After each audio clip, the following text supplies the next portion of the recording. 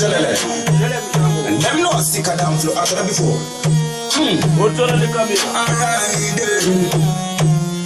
Nigga Jessica, title Simukreva. Sound the big thing there.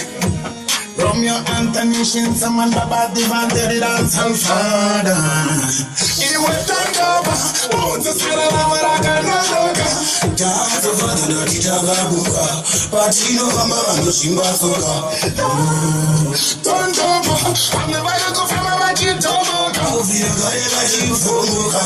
As I can never win a ring, my bangroba, no tambarumba.